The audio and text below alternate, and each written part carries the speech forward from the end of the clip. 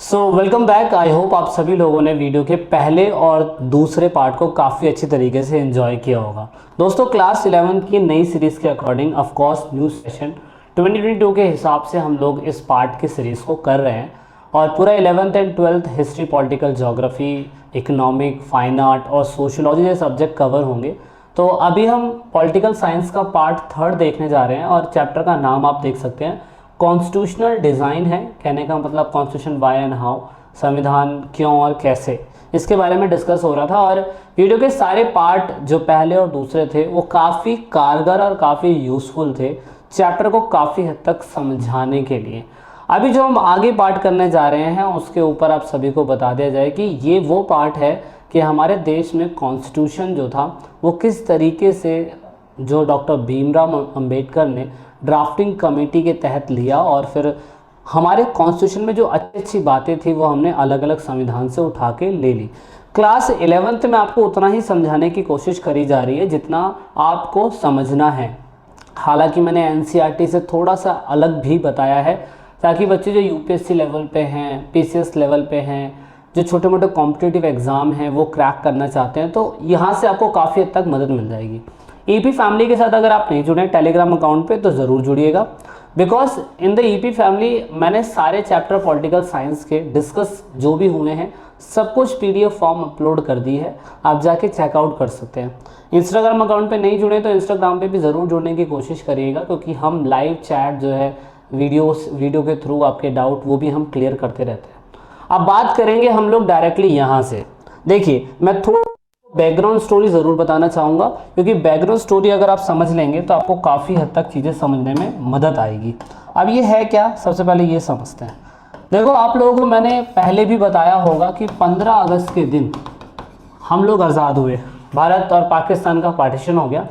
उसके बाद 29 अगस्त के दिन, 29 अगस्त 1947 के दिन हम लोगों ने एक कमेटी बनाई and this committee name called as drafting committee. कौन सी कमेटी? ड्राफ्टिंग कमेटी इस कमेटी का नाम था।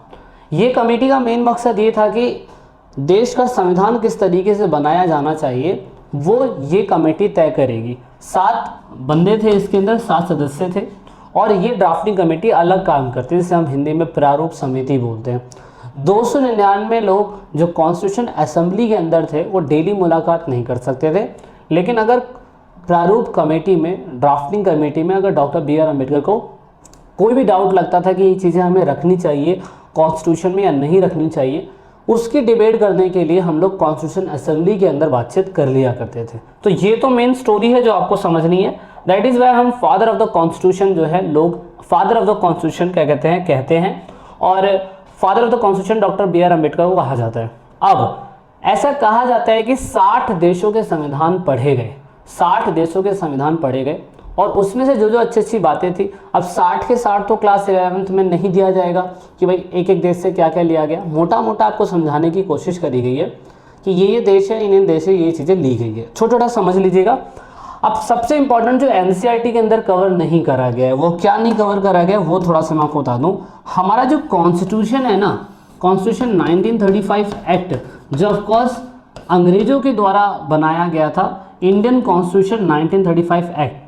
दोस्तों, ये हमारे भारतीय संविधान में सबसे ज़्यादा, अगर किसी भी एक्ट का, किसी भी देश के संविधान के कॉन्स्टिट्यूशन का अगर प्रभाव पड़ा है तो वो 1935 एक्ट के तहत पड़ा है। ये एक्ट एक ऐसा एक्ट है जिसमें अंग्रेजों ने हमारे भारत की आज़ादी से पहले 1935 के अंदर ऐसे एक्ट बनाए थे कि भारत को चलाने के लिए कौन कौन से तरीके होंगे या क्या क्या रूल्स एंड रेगुलेशंस होंगे। तो 1935 का एक्ट, वो जो एक्ट था, आपको लक्ष्मीकांत जो कंपटीशन लेवल की बुक्स होती है उनमें आपको बहुत अच्छा डिटेल में जानने को मिलेगा। लेकिन 1935 एक्ट के बाद दूसरे ऐसे भी देश थे जहां से हमने अच्छी अच्छी बातें कवर करी। अब कहां से हमने अच्छी अच्छी बातें कवर करी वो मैं आपको बताता हूं। और एक क्वेश्चन ज़रूर आता है, आप बताइए कि भारतीय संविधान एक उधार का थैला है। भारतीय संविधान एक उधार का थैला है। जी हाँ दोस्तों, बिल्कुल सच बात है। भारतीय संविधान एक उधार का थैला इसीलिए क्योंकि हमारे देश में जो भी चीज़ें हमने अडॉप्ट करी हैं, अपनी वर्तमान स्थिति को देखकर हमने हर देश से अच्छी अच्छी बातें ली हैं और वो हमारे भारतीय संविधान को एक उधार का थैला बनाती है, बैग ऑफ बोरोइंग बनाती है। तो इसीलिए अब क्यों है अभी आप डिटेल में समझ जाएंगे। दोस्तों सबसे पहले हम देखते हैं ब्रिटेन, क्योंकि हमारे जो सबसे ज़्यादा इफेक्ट पड़ा वो ब्रिटेन का, क्योंकि इन लोगों ने तो हमें गुलाम बनाया था। 1935 एक्ट के बाद ब्रिटेन एक ऐसी कंट्री जिससे हमने अच्छी चीज़ ली। Number 1 parliamentary form of system, यानी कि पार्लियामेंट संसद के अंदर ही जो कुछ होगा काम होगा। सिंगल सिटीजनशिप, सबसे इंपॉर्टेंट बात, एकल नागरिकता, मतलब ऐसा नहीं है कि कोई बंदा जयपुर में पैदा हुआ तो वो जयपुरिया कहलाएगा, भारतीय नहीं कहलाएगा। हमने कहा कि भारत के टेरिटरी के अंदर, यूनियन टेरिटरी के अंदर, एक्वायर्ड टेरिटरी के अंदर कहीं से भी कुछ भी कोई भी बंदा कहीं भी पैदा होता है वो भारतीय कहलाएगा। भारत के बाहर जाके रहना चाहता है तो भारतीय नागरिकता उसे छोड़नी पड़ेगी, और उसके बाद अगर भारत से मतलब दूसरी कंट्री से इस कंट्री में आना चाहता है और सोचता है कि भारतीय भी रहूँ और वो भी रहूँ, नहीं, ऐसा नहीं हो सकता। तो याद रखना सिंगल सिटीजनशिप, ब्रिटेन में भी यही है। The idea of rule of law, मतलब हमारे देश में जो विचारधारा होगी वो रूल ऑफ लॉ की ही होगी, मतलब सब कुछ चलेगा तो सिर्फ और सिर्फ यहाँ पे कानून का चलेगा, किसी व्यक्ति विशेष की नहीं चलेगी। दूसरा हमने कहा विधि द्वारा स्थापित जो भी कानून होगा, मतलब लॉ में जो भी अमेंडमेंट होगा, जो भी लोकसभा, राज्यसभा में, संसद में जो भी बिल पारित होंगे उसके अकॉर्डिंग ही विधि द्वारा स्थापित जो भी कानून होगा उसको मानने जाना जाएगा। ऐसा नहीं कि कोई भी देश का प्रमुख कुछ भी बोल देगा और उसको वैल्यू दी जाएगी, नहीं, ऐसा नहीं होगा। दूसरा आप बात करते हैं संयुक्त राज्य अमेरिका, ब्रिटेन, आपके अमेरिका की, तो फंडामेंटल राइट, सबसे इंपॉर्टेंट चीज। एक चीज मैं आपको और बता दूं, अगर आपको ना पता हो दोस्तों तो याद रखिएगा, दुनिया में सबसे पहला संविधान बनाने वाला देश अगर कोई है तो दोस्तों वो है आपका संयुक्त राष्ट्र America, USA. USA was the first country जिन्होंने अपने देश का संविधान बनाया। मतलब इंडिया तो बहुत बाद में आता है, इंडिया तो बहुत ही ज़्यादा बाद में आता है, ये कम से कम उनसे 200 साल पहले संविधान बना चुके थे, 200 से 150 साल पहले ये संविधान बना चुके थे। तो हमने फंडामेंटल राइट्स, मौलिक अधिकार उनसे लिए, और फेडरल स्ट्रक्चर, संघीय संरचना। संघीय संरचना अभी आप आगे जब चैप्टर पढ़ेंगे तो आपको जानने को मिलेगा कि कैसे स्टेट और सेंट्रल आपस में मिलके काम करेंगे, उसे हम फेडरल स्ट्रक्चर कहते हैं। दूसरा इंडिपेंडेंस ऑफ जुडिशरी, मतलब जो न्यायपालिका होगी उसकी स्वतंत्रता होनी जरूरी है, उस पर कोई भी लोकसभा राज्यसभा का व्यक्ति अपना इंटरफेरेंस नहीं कर सकता। इसलिए हम लोग बोलते हैं कि भारत के अंदर वर्तमान समय में अगर कहीं भगवान है तो वो न्यायाधीश है, क्योंकि न्यायाधीश जो है वहाँ पर पहुँचने का अधिकार सभी को है। किसी का कोई भी अधिकार अगर वायलेट हो रहा हो तो वो जुडिशरी के पास जा सकता है, और जुडिशरी जो फैसला सुनाएगी वो सर्वमान्य होगा, उसके फैसले को ठुकराया नहीं जा सकता। ठीक है। दूसरा हमने 3 शाखाएं बना दी गवर्नमेंट की, हमें पता है, हमने जुडिशियल रिव्यू भी रखा, मतलब हमने ऐसा रखा कि न्यायपालिका को अगर अपने काम के ऊपर लगता है, कोई शक लगता है या उनको लगता है कि हमारे इस काम के अंदर हमें थोड़ा सा फेरबदल करना चाहिए, तो जुडिशरी अपने ही दिए गए फैसले को दोबारा से रिव्यू कर सकती है, उसे जुडिशियल रिव्यू कहा गया। दूसरी बात ये कि इन लोगों ने अपने कॉन्स्टिट्यूशन के अंदर, मतलब हमने अपने कॉन्स्टिट्यूशन के अंदर अमेरिका से जो सीखा वो सीखा कि तीनों पावर को अलग रखो, कार्यपालिका को अलग रखो, न्यायपालिका को अलग रखो और विधान पालिका को अलग रखो। और दोस्तों ताज्जुब की बात तो ये कि इसको डीपली समझाने के लिए आपको अलग अलग चैप्टर बना दिए, तो आप ऑफकोर्स उसे डीपली और एनालाइज कर पाएंगे।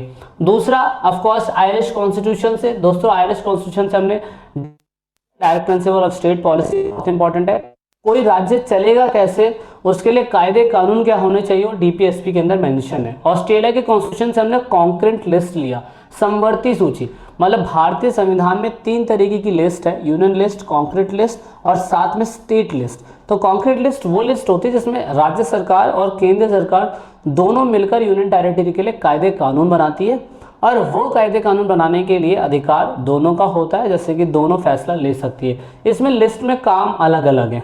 रशिया के कॉन्स्टिट्यूशन से हम लोगों ने फंडामेंटल ड्यूटी लिया, याद रखिएगा, मौलिक कर्तव्य लिया हमने रशिया के कॉन्स्टिट्यूशन से, मतलब जो उस समय यूएसएसआर था। साउथ अफ्रीका के कॉन्स्टिट्यूशन से हमने कॉन्स्टिट्यूशनल अमेंडमेंट लिया कि मान लीजिए कि संविधान में कुछ चीज़ गलत हो जा रही है तो उसको समाधान करने के लिए और अच्छा करने के लिए हम कॉन्स्टिट्यूशन में बदलाव कर सकते हैं, अमेंडमेंट कर सकते हैं। जर्मन के कॉन्स्टिट्यूशन से हमने इमरजेंसी पावर ली, मान लीजिए कि एकदम से देश में इमरजेंसी लगानी पड़ जाए तो कैसी होनी चाहिए? तो राष्ट्रपति इमरजेंसी होनी चाहिए, फाइनेंशियल इमरजेंसी होनी चाहिए, या स्टेट इमरजेंसी होनी चाहिए? कैसी इमरजेंसी होनी चाहिए? दोस्तों सोवियत रूस से हमने मौलिक कर्तव्य लिया, और ये एक और चीज़ हमने ली जो ऑफकोर्स बुक में मेंशन नहीं है, 5 ईयर प्लान। हर 5 साल सरकार फोकस करती है ना कि हमें इस पे काम करना, उस पे काम करना, उस पे काम करना है। वो चीज़ हम यूएसएसआर से लेके आए और बाद में यही कंट्री रशिया बन गई। ठीक है, फ्रांस के संविधान से लिबर्टी, इक्वालिटी एंड फर्टिनिटी, क्योंकि आपको पता होगा फ्रांस की क्रांति बेस्ड ही थी इस पे, बेस्ड ही समानता, स्वतंत्रता और भाईचारा पे थी। तो वो चीज़ हमने अपने कॉन्स्टिट्यूशन के अंदर डाला। ठीक है, उसके बाद हमने अपने देश का कॉन्सेप्ट रिपब्लिक रखा जो फ्रांस ने रखा था। कनाडा के कॉन्स्टिट्यूशन से हमने कहा कि फेडरल स्ट्रक्चर तो होगा लेकिन हम हमेशा सेंट्रल को स्ट्रांग रखेंगे। इसलिए आप देख सकते हो कि फेडरल स्ट्रक्चर में सेंट्रल को ही हमेशा स्ट्रांग देखा जाता है। दूसरा, केंद्र सरकार और राज्य सरकार के बीच में शक्तियों का बंटवारा होगा, कहीं आपस में लोग लड़ते ना झगड़ते रहे। तो दोस्तों हमने कॉन्क्रीट लिस्ट, मतलब समवर्ती सूची, संघीय सूची और राज्य सूची, ये सूचियां बनाई हमने। दूसरा हमने कहा कि जो मतलब अपशिष्ट शक्तियां होंगी ना वो सेंट्रल के हाथों में होंगी। मतलब जो तीनों लिस्ट के अंदर जो काम बांटा जा चुका है उसके अलावा कोई चौथा काम निकल के आ जाता है जो किसी भी लिस्ट में नहीं आ रहा है। कोई भी लिस्ट में, साइबर क्राइम हो गया, देश में एकदम से सर्जिकल स्ट्राइक हो गया, इमरजेंसी लगाने वाला हो गया, जनता कर्फ्यू लगाने वाला हो गया, तो ऐसे काम पे कौन एक्शन लेगा? उसके लिए हमने कहा कि इस पे से सेंट्रल ही क्या कहते हैं अपना फैसला सुना सकती है और सभी को मानना पड़ेगा। तो ये चीज़ इंपॉर्टेंट थी। ठीक है दोस्तों, ये सब था इस पूरे चैप्टर के अंदर। आई होप आपको चीज़ें समझ में आई होगी, चैप्टर में मेन कॉन्सेप्ट क्या है। अगर आप ई पाठशाला चैनल के लिए कुछ करना चाहते हैं तो ज़रूर से ज़रूर ईपी फैमिली के साथ ज़रूर जुड़िएगा।